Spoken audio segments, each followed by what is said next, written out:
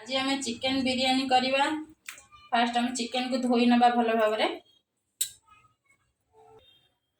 आम कढ़ई बसई नहीं तेल देदबा। तेल गरम हवा पर्यंत छाड़देवा। आमर तेल गरम हो गला पियाज को पकईदेवा। काटिक रखी पियाज को पकईदेवा।